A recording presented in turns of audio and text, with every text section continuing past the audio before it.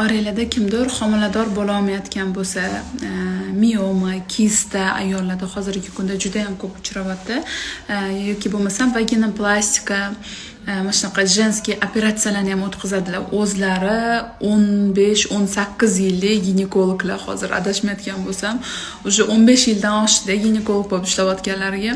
Men o'zim ham постоянно ularga borib yuraman.